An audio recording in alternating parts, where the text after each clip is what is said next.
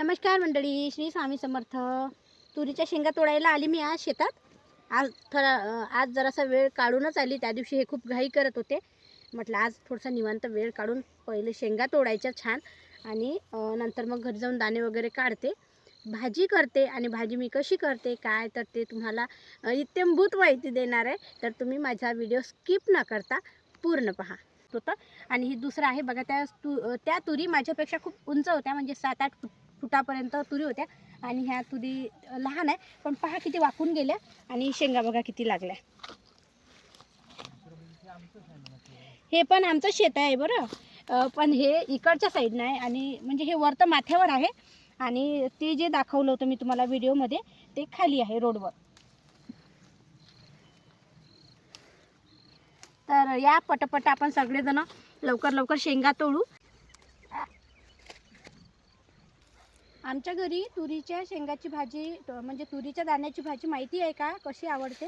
जे सगळे दाणे राहतात ना ते उकडतात। आता हे तुरीचे दाणे काढले का ते उकडायचे, नंतर मग मसाल्याची छान भाजी करायची। त्याला आमच्याकडे तुरीचं आळण असं म्हणतात, पण मला काही ती भाजी तशी आवडत नाही, कारण मी आहे अमरावती जिल्ह्यातली आणि आमच्या अमरावती जिल्ह्यामध्ये हिरव्या मिरचीचा ठेचा करून छान भाजी करतात आणि हे दाणे असे सगळ्याले न ठेवता कुटून घेतात, असे आबडधोबड कुटतात, एकदम काही असे खूप बारीक नाही कुटत।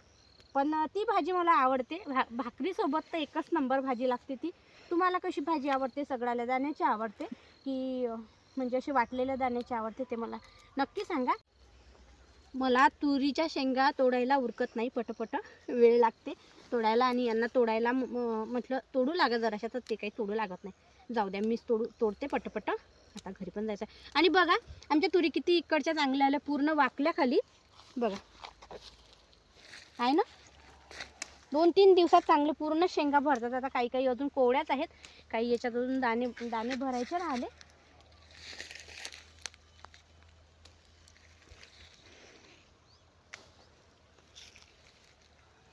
बघा शेंगाचं वजन त्याला सवारत नाही आहे तुरीच्या झाडाला, तर पूर्ण झाडं असे वाकून गेले। हे एकच झाड नाही आहे, तर तुम्ही बघू शकता पूर्ण झाडं असे खाली पडलेले आहे, वाकले।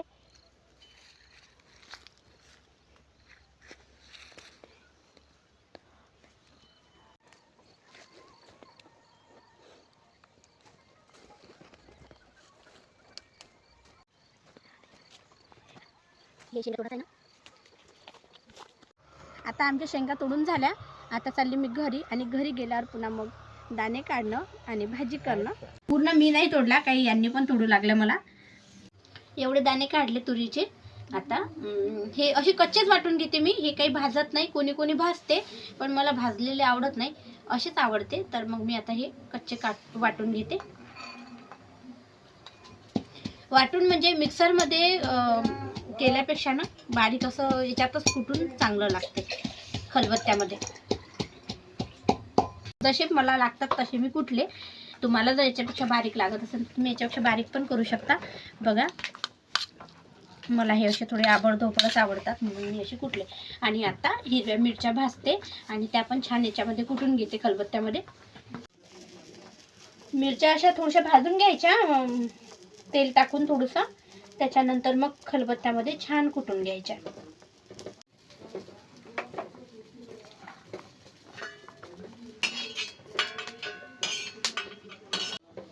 याच्यामध्येच मी लसण, जिरं आणि हिरव्या मिरच्या, आलं टाकून घेतलेलं आहे। आता हे चांगलं कुटून घेते।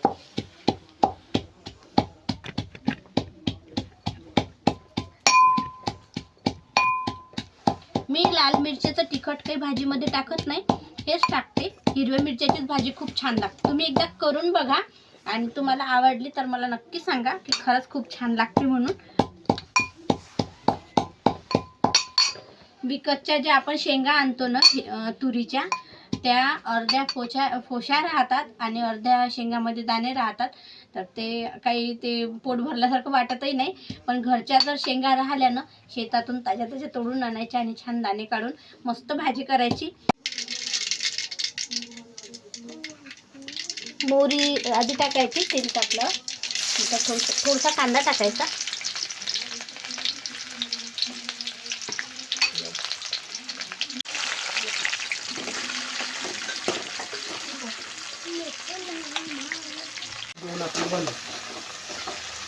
लसूण, जिरं आणि हिरव्या मिरच्या ज्या बारीक कुटल्या होत्या ना त्या आपण याच्यातच टाकल्या. आणि आता लाल तिखट काही मी टाकत नाही. छानपैकी एकजीव करायच्या, चांगल्या मिक्स होऊ द्यायच्या.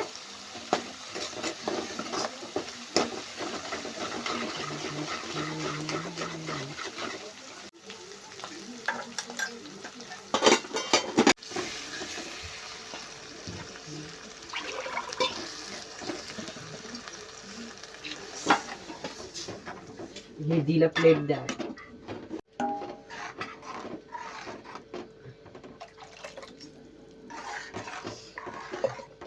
ही झाली आमची तुरीच्या दाण्याची आमटी.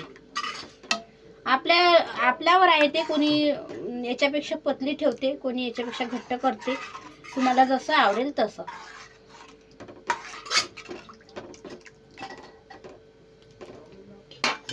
चवीनुसार आपल्या मीठ टाकायचं.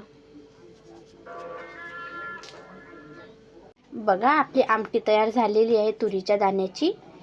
तर मला सांगा कलर कसा वाटते, छान दिसत आहे की नाही. आणि याच्यासोबत जर भाकरी असल्यानं एकच नंबर लागते.